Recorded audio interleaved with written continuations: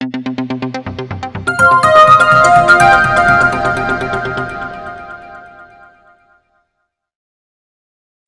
दोस्तों, जय महाराष्ट्र।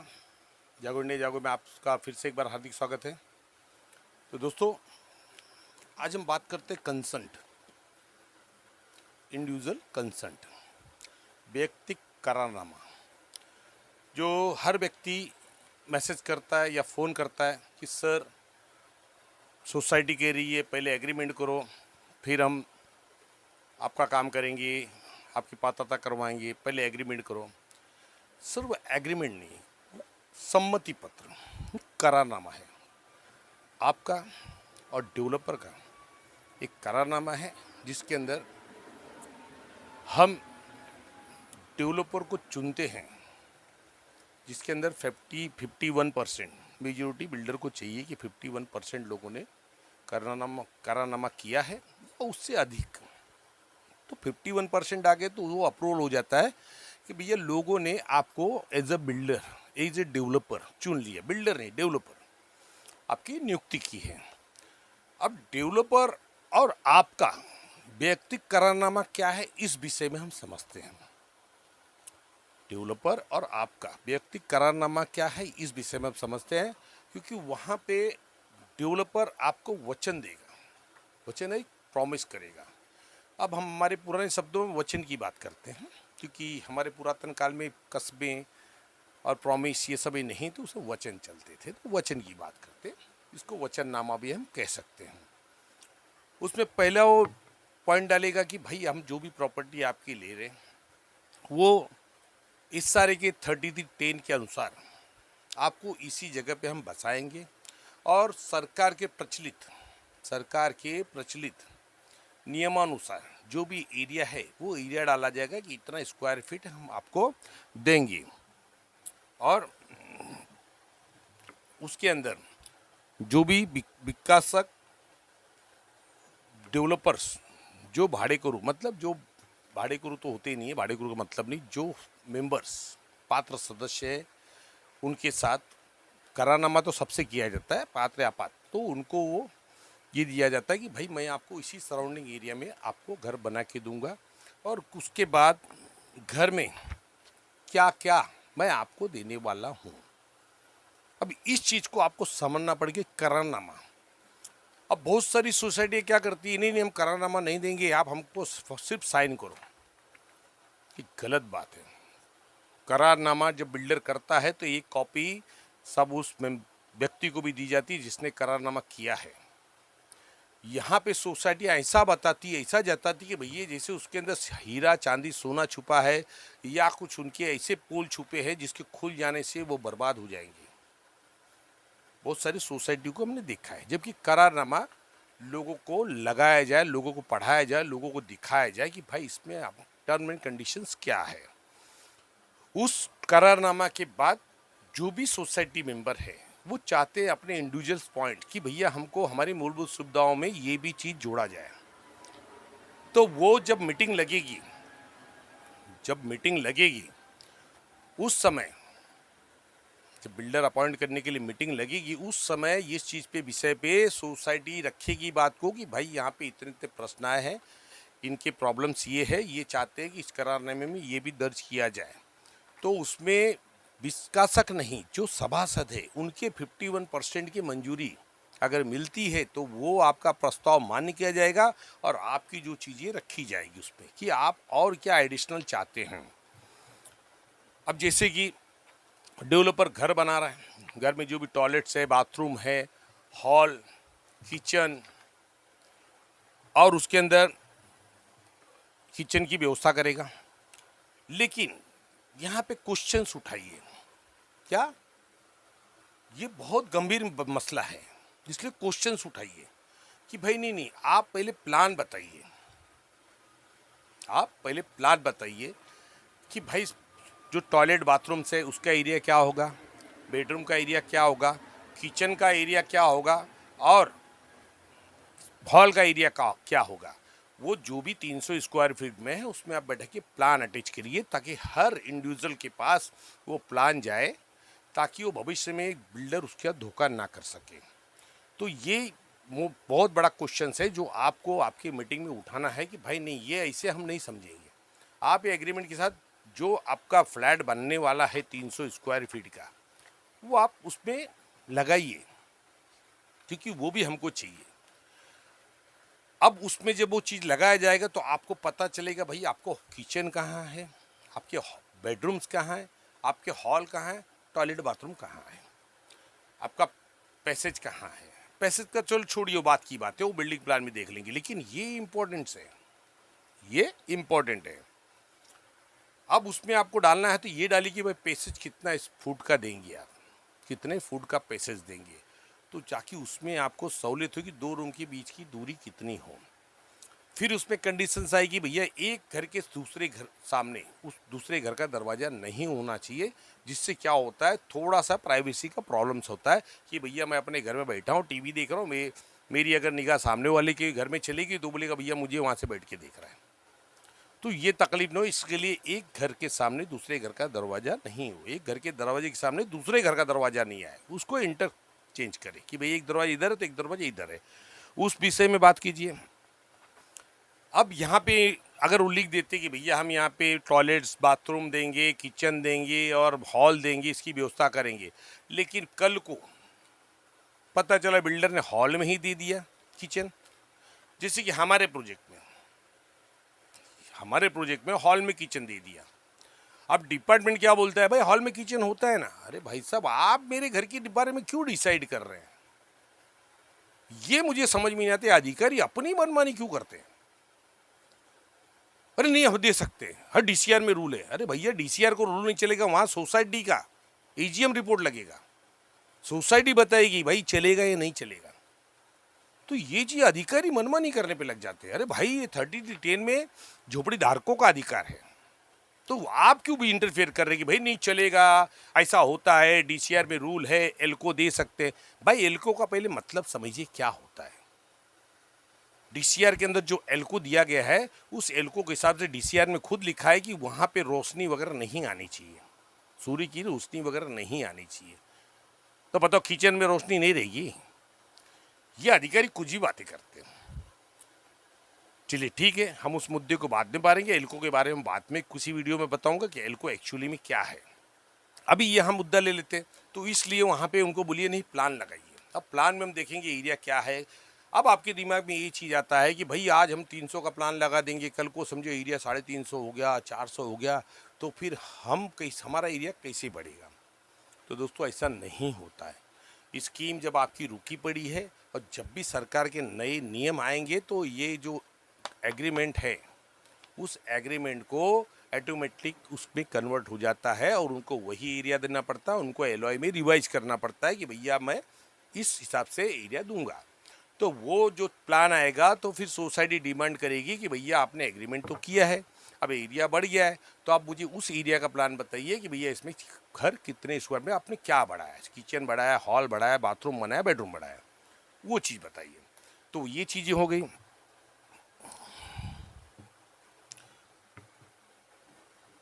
अब देखिए मैं बार बार कहता हूँ, अब इसमें एक पॉइंट और रहता है सरकार की, ये जो फॉर्मेट सरकार की इसमें ये है कि जब भी आप ये करारनामा कर रहे हो उस तारीख के बाद से आप वो जगह ना तो भाड़े भी दे सकते हो ना बेच सकते हो।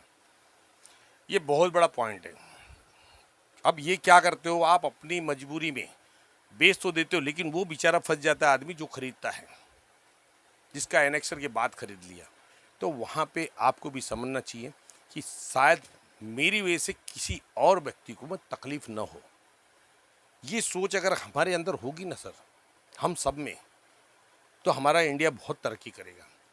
हम सिर्फ अपने बारे में सोचते हैं कि भैया चलो मेरा हो गया, मैं निकला, अभी भाड़ में गया हो, लेकिन तकलीफ उस व्यक्ति को हो रहा है। उसका पैसा तो आप लेके चले गए, लेकिन उसको घर भी नहीं मिलेगा, उसका नाम भी ट्रांसफ़र नहीं होगा, और उसको कैसे भी जो भी समय है वो चोरी से निकालना पड़ेंगे। उसके बाद फिर उसको एग्रीमेंट करना पड़ेगा, फिर वही खर्चा करना पड़ेगा, फिर वहाँ पे रजिस्ट्रेशन करना पड़ेगा, ट्रांसफ़र चार्ज भरना पड़ेगा, आपको बुलाना पड़ेगा। बहुत सारी चीज़ें है जो उनके लिए तकलीफ दे होती है। तो आप लोग ऐसा कोई भी काम ना करें जो एग्रीमेंट करने के बाद किसी दूसरे को फंसाए।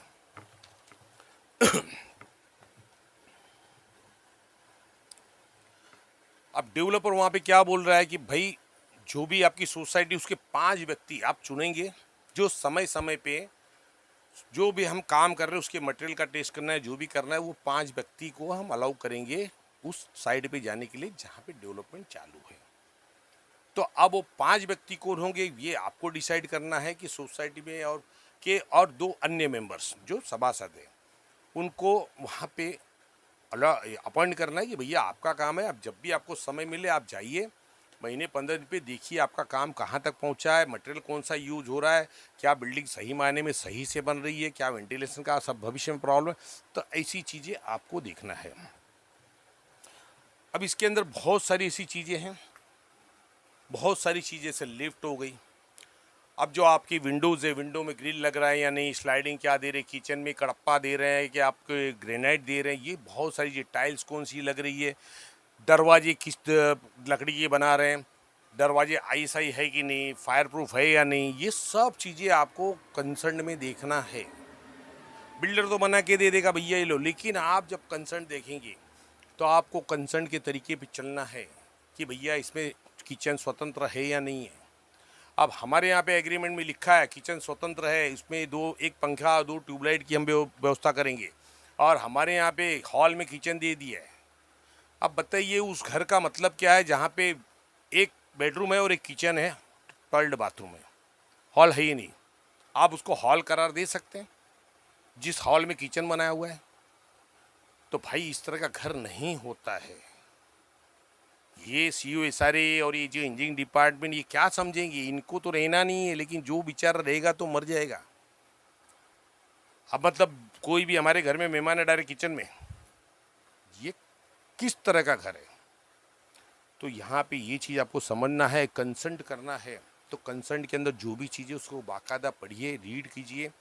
सीढ़ी कैसी होगी, लिफ्ट लगाएंगे तो लिफ्ट का प्रोविज़न है उसके अंदर। लिफ्ट देखिए उसमें लिखा रहेगा नामचीन कंपनी का, भाई नहीं हमको बताइए कौन सी कंपनी का, नामचीन कंपनी का आप बोल दोगे, बाद में कोई भी सड़ी कंपनी का लगा के बोले नामचीन कंपनी, नहीं उसमें लिखिए कौन सी कंपनी का आप देंगे।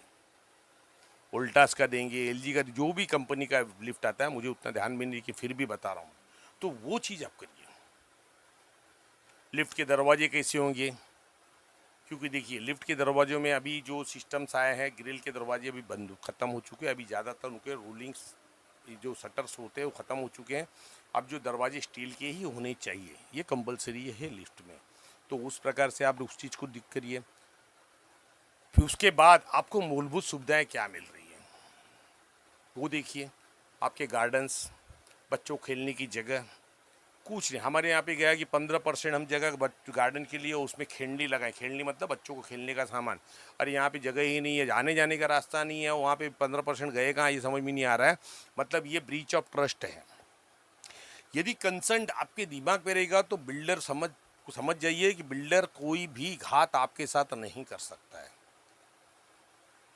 आज हम लोगों को घर 38 में टूटे, हम लोगों को कंसर्न की कॉपी नहीं दी गई, न ताबा पत्र दिया गया, ऐसे हमारा घर तोड़ दिया गया। हमको कंसर्न, हमें तो कंसर्न मिला नहीं।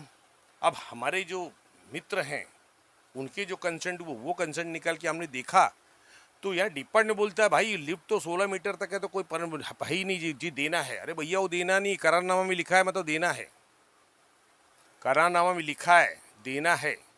वहाँ पे ये भी लिखा है कि भाई इसका जो भी बिल्डिंग बनेगी वो एविएशन के परमिशन के हिसाब से बनेगी और उसमें लिफ्ट लगाएंगे, लिफ्ट रहेगी। अब ये भी बिल्डर नहीं बोल सकता है कि भाई मैंने उस समय जो दिया था तो एविएशन की परमिशन का मिली नहीं। आपने उसमें लिखा है एविएशन की परमिशन के हिसाब से बिल्डिंग बनेगी, जो हाइट मिलेगी और उसमें लिफ्ट रहेगी, तो मुझे लिफ्ट चाहिए। चाहे वो बिल्डिंग 1 फ्लोर की बनाइए, चाहे 5 फ्लोर की बनाइए या 25 फ्लोर की बनाइए। अगर 1 फ्लोर की बिल्डिंग आपने लिखा है तो आपने प्रॉमिस किया है, वहाँ पे वचननामा है, वो कंसर्न तो आपको देना ही होगा। तो कंसर्न के मामले में आप कभी भी चूक मत कीजिए सर। अगर आपने भी बिल्डर के साथ कंसर्न किया है, बिल्डर की कॉपी, कंसर्न की कॉपी नहीं दी है आपको, आप कंप्लेंट मारिए, डिपार्टमेंट में कंसर्न किए, सोसाइटी को कंप्लेंट कीजिए कि भैया मुझे कंसर्न की कॉपी क्यों नहीं दी गई। आप मैटर चलाइए, कंसर्न की कॉपी लीजिए आप। दोस्तों आप फंस जाएंगे। और जो नए व्यक्ति, जो देखिए यहाँ पे आप डेवलपमेंट आ रहा है, उनको ये समझना चाहिए कि व्यक्ति करारनामा कंसर्न क्या होता है। इसमें आपके अधिकार है, आपको क्या मिलने वाली मूलभूत सुविधाएं हैं वो सब उसके अंदर आपको देखना है। उसमें ये भी डलवाइए कि भैया आपने एक पॉइंट छोड़ दिया, मुझे सोलर सिस्टम भी चाहिए। आज का नया सिस्टम चल सोलर पैनल, जिसमें गवर्नमेंट सब्सिडी भी दे रही है, तो क्या हम उसका लाभ क्यों नहीं लें? गैस कनेक्शंस, भाई गैस कनेक्शन भी लगा के दीजिए ना। आपको पाइपलाइन डालना है, गैस के पैसे तो नहीं बनना है। जब वो कनेक्शन होगा तो हमें तो गैस जो आएगी तो उसके पैसे बने, कनेक्शन आप लगा के दीजिए। अब आपने यहाँ पे किचन टॉयलेट बाथरूम बना दिया, टॉयलेट बाथरूम के ऊपर ओवर हेड टैंक दिया ही नहीं, फिर आप बोले कि नहीं आपको तो पानी डायरेक्ट दिन भर आएगा। अरे भैया बीएमसी में उसी पानी की किल्लत है, कहाँ से दिन भर आएगा? मतलब आपको वहाँ पे अगर पानी नहीं आया तो पीने तक के घर में पानी नहीं रहेंगे, आप पानी कहाँ स्टोरेज करोगे? ये पहले बताइए। ये बहुत सारी चीज़ें जो हैं ये समझना चाहिए। आज बिल्डिंग के अंदर कितनी बड़ी टाँकी लगाएंगे भाई, कितनी बड़ी टाँकी लगाएंगे कि पूरे हमारे यहाँ पे झोपड़पट्टियों में 500-500 हज़ार लीटर की टाँकियाँ लगाते हो, घर में पानी नहीं पूरा होता है। अब ये कितने लीटर की टंकी लगाएंगे कि एक बिल्डिंग के अंदर पूरा पानी हो जाए? ये बहुत सारी तकलीफें जो आपको सोचना होगा, क्योंकि ये क्या करते हैं, आपकी हाइट रिड्यूस करते हैं। आपका जो 9 फीट 2 इंच का हाइट देना है, ये उसको 8 साढ़े 8 कर देते हैं। आपको लगा रहे भाई ठीक है, लेकिन नहीं, वो आपके लिए गलत है, आपके लिए खतरनाक है। आप उसको देखिए, बिल्डिंग के अंदर देखिए कि भैया बिल्डिंग किस हिसाब से बन रही है, डिजाइन्स क्या है, क्या मेरे किचन के अंदर हवा आएगी कि नहीं आएगी, बेडरूम में हवा आएगी या नहीं आएगी, हॉल में हवा आएगी या नहीं आएगी, रोशनी आएगी या नहीं आएगी। अगर ये चीज़ें नहीं हैं तो बिल्डिंग नहीं है। जैसे कि हमारे यहाँ पे बिल्डर ने बनाया है, इतना कंजेस्टेड बिल्डिंग बनाया है, बीच में 2 बिल्डिंगों का गैप 1.4 मीटर रखा गया है, जिसका तकरीबन 4.5 पौने 5 मीटर फीट होगा। पौने 4 मतलब एक लोड बेरिंग की तरह बनाया है कि दूसरे के किचन है, उनके किचन में मुझे भूख लगी तो भैया उनके यहाँ से उठा लो। आप बताइए बिल्डिंग है? ये बिल्डिंग है क्या? तो यहाँ पे अन्याय किया गया है हमारे साथ, ब्रीच ऑफ ट्रस्ट, धोखा किया गया, हमारे विश्वासघात किया हमारे साथ। बिल्डर ने, डिपार्टमेंट ने, एसआरए ने, हर व्यक्ति ने, हर अधिकारी ने धोखा किया है। तो ये धोखा आपके साथ नहीं हो। अब आप लोग बोलेंगे कि सर जब भी आप बात करते हैं आप अपने प्रोजेक्ट की बात क्यों करते हैं? बोला सर मैंने स्टार्टिंग से बताया हूँ कि मैं यहाँ पे कोई एसआरए के कानून नहीं समझा रहा हूँ। मैं मेरी आप बीती बता रहा हूँ, और मेरी आप बीती में जो कानून आ रहे हैं वही एसआरए के कानून है, क्योंकि मैं वो लड़ाई लड़ा हूँ। वो लड़ाई लड़ते लड़ते मैं समझाऊँ कि एसआरए के कानून क्या है, और मैं नहीं चाहता हूँ कि हम जिस तरह फंसे हैं उस तरह आप लोग भी फंसे, और भी मेरे झोपड़ीधारक भाई फंसे। इसके लिए मैं वो अपनी जो आप बीती है वो शेयर करता हूँ आपसे, और उसी में कानून भी छुपा है। उस कानून को पकड़िए आप, क्योंकि मैं बताता भी नहीं भैया ब्रीच ऑफ ट्रस्ट है, ये विश्वासघात है। अगर ऐसा किसी ने किया तो कंप्लेंट मारिए पुलिस इसके अंदर सीओएसआरए को कि भैया यहाँ पे अधिकारियों की वजह से हमारा जीवन नर्क हो गया, ये इसमें यहाँ लिखा था तो बिल्डर ने क्यों नहीं बनाया। ये मैंडेटरी हो जाता है, अगर आपने कंसल्ट कर लिया है तो वो मतलब पूरा करना है बिल्डर को। ये सोच लीजिए। जैसे कि एक सरकारी टेंडर्स होता है, सरकार डिसाइड करती है, इतने पॉइंट डालती है कि भैया जो भी कॉन्ट्रैक्टर ये काम करेगा, उसमें एक काम भी अगर नहीं किया तो उसका टेंडर में उसके पैसे क्लियर्स नहीं होते। उसी तरह ये हमारे कंसर्न है कि हमें जो लिखा गया है वो सब हमें चाहिए। बिल्डर ग्रिल्स लगा रहा है ना, ग्रिल्स कैसी होगी, ग्रिल्स विंडो अपना बॉक्स टाइप होगी, शादी होगी, ये हर चीज़ें। जो दरवाजे में ताला है, ताला कौन सी कंपनी का होगा, पता चला कि भैया सस्ता ताला लगा दिया, 2 बार मारे ताला ही बाहर आ गया। तो ये हर चीज़ें आपको सोचना है, आपको समझना है। अब आपकी बिल्डिंग के अंदर में मेन एंट्रेंस पे गेट है, तो आपको सेफ्टी जो अभी रिसेंट में जो सेफ्टी लॉक आया है वो सेफ्टी लॉक लगा के दे रहे हैं या नहीं दे रहे हैं, वो चीज़ें आपको डिमांड करना है, क्योंकि आपकी प्रॉपर्टी भी डेवलप करने जा रहे हैं और बिल्डर को कोई नुकसान नहीं है। आप वो सेफ्टी डोर भी लगा के लीजिए, ताकि उस पर इंटरकॉम के आपके कनेक्शंस हो गए। आप घर पे नीचे आपके मेहमान हैं, ऊपर से आप फ़ोन द्वारा आपका दरवाज़ा खोल सकते हैं। तो दोस्तों इस चीज़ को समझिए, कंसेंट बहुत महत्वपूर्ण है। कंसेंट देने से आपके हाथ कटते नहीं, आप मजबूत होते हैं। बात कंसेंट की कब आती है? जब बिल्डर को कोई कंसेंट नहीं दे रहा है तो मत दीजिए। लेकिन जहाँ लोगों ने कंसेंट दे दिए 51% हो गए, तो आपके कंसेंट की वैल्यू नहीं है। आप जाके कंसेंट करिए, कंसेंट की कॉपी लीजिए, उनको बोलिए भाई मैं कंसेंट करता हूँ, मुझे कॉपी दीजिए नोटराइज करके, तो वो चीज़ मायने रखता है। अगर आपने वो नहीं किया और कंसेंट को नहीं देखा, तो आपके डेवलपमेंट में क्या मिलने वाला है, क्या होने वाला है, भविष्य क्या है, वो आपको नहीं पता चलेगा। वो कंसेंट डिसाइड करेगा कि आपको क्या मिलने वाला है। तो दोस्तों आज की जो वीडियो थी, मैं स्पेशल कंसेंट के ऊपर बनाया हूँ, क्योंकि बार बार मुझे लोग बोलते हैं सर एग्रीमेंट नहीं है सर, वो सम्मति पत्र है, कंसेंट है, आपके इंडिविजुअल व्यक्तिगत करारनामा, जिसमें आप बिल्डर आपको क्या चीज़ें देने वाला है, मतलब बनाने के बाद क्या, अभी ऐसा तो नहीं बॉक्स बना के देगा, उसमें आप आप ये भी कह सकते हैं कि भैया मुझे बाथरूम में गीजर लगा के दो, देना पड़ेगा। पंखे लगा के चाहिए, मैं क्यों पंखे लेके आऊँ।